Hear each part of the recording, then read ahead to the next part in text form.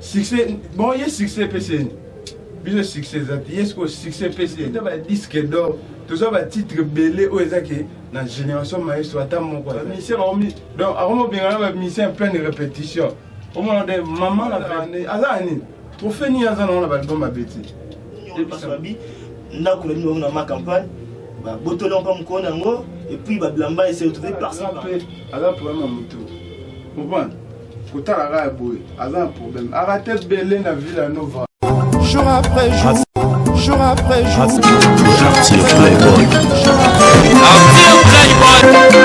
Arthur Playboy international.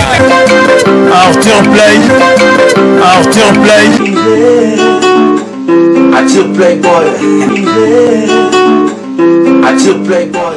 Bonjour, bonsoir à tous ceux qui nous suivent à ce net moment, et ce n'est pas de l'heure à laquelle vous allez bien sûr recevoir cette émission présentée par les vôtres américains ou Neymar de la presse congolaise. Fidèles internautes, nous vous remercions pour votre délicate attention de suivre cette émission avec beaucoup de plaisir. Également, nous disons un grand merci à notre sponsor officiel de cette émission qui est bien DJ Bob Rambo, qui réside en Europe, précisément en France. Fidèles internautes, pour votre information, pour votre divertissement, nous avons ici un artiste émisseur très talentueux, un artiste émisseur qui a porté la preuve de son savoir pour promouvoir la musique congolaise en quelque sorte. Oui, bien sûr, c'est l'artiste et musicien Maestro Fabregas. Pour parler de toute l'actualité de Maestro Fabregas, nous avons ici l'un de ses collaborateurs porte-parole qui répond au nom de Garçon par hasard. Avec lui, nous allons parler de toute l'actualité du groupe Villanova. Garçon par hasard, avec beaucoup de joie, je vous salue. Bonjour. Bonjour. Villanova, il était prévu, bon, un groupe, parce qu'il a tourné aux États-Unis. Il était prévu dans un groupe le 15 août. Mais vous se retrouvez, donc, information nous ça, dans les téléspectateurs, nous sommes chers internautes, nous sommes dans les fans, nous sommes mélomanes. Ouais, tu es allé à Paris, tu as fait un concert à Paris, tu es sur les États-Unis, tu as fait toujours. Donc, dans le moment où tu es en France, tu es allé en France le 20, tu es allé à Maestro Azalaki, na Villanova Mobimba, comment on va Kenen Mbonda. Comment on va Zulu, comment on va Ebele, tout ça, kuna Toki ça qui peut en France, donc c'est là qui pour retour il y a star dans groupe ils sont raté parce que dans moi déjà publié que le 15 août tous on a Kinshasa. Ouais, ezalaki Covid bakanga ki moi des artistes na biso wana kasaki biso makambo mais à bientôt Maestro il sera en Kin. C'est un qui bon. Tout le blague m'a tourné parce que aux États-Unis, Babi tourné na bino. Et avec un grand maquillage, c'est mon tout ma seule fête na hier avant dit.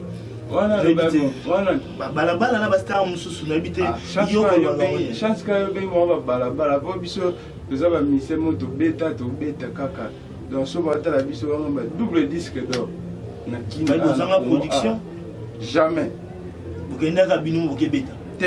Jamais Maestro Fabregas a refait de musicien. Pour moi, je suis mémara, je suis dans la mythe au karaté Maestro, je suis musicien à Kin. La répétition est toka. Bon, mais qui n'a pas vu parce que donc balabala le bina bastar musu suna moko bastar wazana na groupe na bino kati ya Villanova.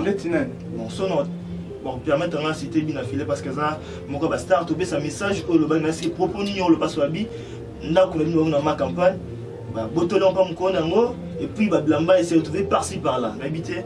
Est-ce que c'est vrai ou faux message ni on peut ça être na ba o ya bino kota la grand p ala problème mutu bon kota la ga boy ala problème arrêtez Belé na Villanova o ezaki ya ozwa ngote ye mutaluki on to koma bon hein na pese message à la ndanga so moni ka mo le arrêter Belé siko baninga bazu ba chance wana ya moni pese vertige ba mission ba mi donc avant bien ba mission plein de répétitions au moment de maman la vertige mais il paraît que bino de beaucoup supporter succès na été autant que bino dans assez dans moment qui tout tira succès azani pour finir azana on a album à bêtise et puis ça habiter message je me habiter bon le succès ezanga mutuna makolo biso so bota misa amisi tout ça album est belé to beta ba disque d'or tout ça ba titre belé o ezaki na génération Maestro ata moko azate mais actuellement abi succès azate succès bon il y a succès PC biso succès zati est-ce que succès PCN Tobeta bah concert. nous que écoute moi n'a pas maman ba fou ya que fort Et tous les téléspectateurs ou tous les chers internautes qui nous suivent de partout pour saluer ma maman Charlène Kakuta. Je vous aime énormément. Mon vieux Arnold Tumba Keloba, merci à vous. Mon vieux Arthur Playboy qui est mon mentor, je vous aime énormément. Avec vous, nous allons bien sûr continuer cette émission. Garçon par hasard. Garçon par hasard, chanson Bimi Moilan.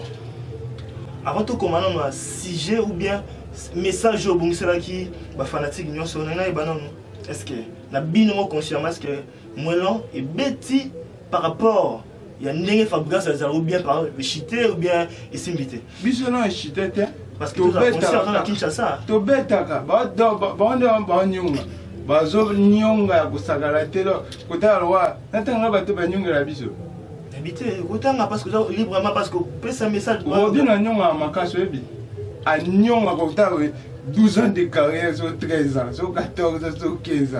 Ni album. Ni album, ça 12 ans, si quand on 12 ans, ni album. Ni ne simba, ouais. Tu mets ta couloum, mais kangi. Bisonio, c'est les lotos comme là. Bon, mais on a éducation. Ben, maman, bon. On a bon. De comment bon? Oh. Ben, alors, bisonio, c'est tout. Mais, bah, ça, bah, tout le monde, président, il faut attendre, maman. Message ça quand il y a chanson Moelan au générique message qui niveau États-Unis Bobby moi libre de ça message les en habité et banani est compliqué bango message parce que pour faire comprendre non bateau et ça bien message ani pe banani batu balinga biso tende ba toka et c'est banani ba robinho ba déplique ba banane ba grand père donc batu balinga biso te bien filé boyo kala invité comme grand père oh banda kala ba pakistanais donc ba zebele balinga biso te ba mona biso ka to okine autola na biso karaté na France akende ba inde soka betaki wapi mais bino ba kuna France au betala à seulement à 20 personnes biso to beta à 20 personnes siko mutaleki a beti à 20 personnes il y a beta combien habité c'est que ba 4 5 ou 6 pour muto aleki a beti na 20 muto siko aleki a beti na 20 bo ya beta na combien c'est bana Kinshasa yango eza animé kangamba na wata kangaki yango tolo parce que rumba habité est-ce que vous banga ko Kinshasa est-ce que projet ni yango boyele biso sur la lobby parce que nesi c'est comme si Fabrice banga na sur comme ça album na habité to banga na kinya oui retiens watana bazar en place to banga pour ah c'est que na banga biso to banga ni biso to pesa ba mission ba album banda to banda o pesa betaka ba grand pe ba yemba ba album do ba kenda ba o pe to ya ba zulu ba o yemba ba bébé Bouchou bazali o ka chanson ya bébé Bouchou o panza na matoi chanson mo le gars album ya bébé Bouchou ka o yebi dernier fils o ka chanson ya bébé Bouchou il y a tout le nzembo ya ba leader musu mais ba bisi be simba ite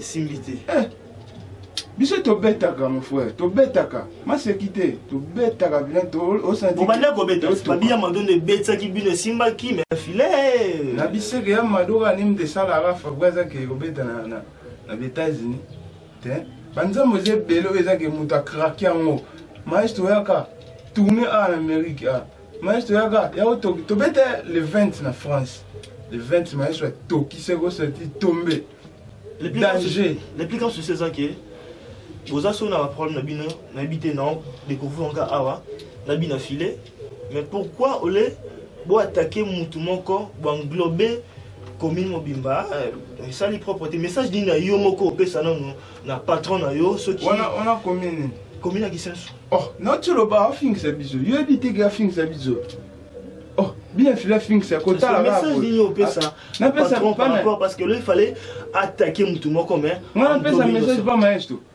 Oui, parce que moi, je ne suis pas trompé, je ne suis pas trompé. Il y a mon gars qui a bon message, je pas fabo. Eh, papa soin. Papa soin ce message. Et c'est ma chère.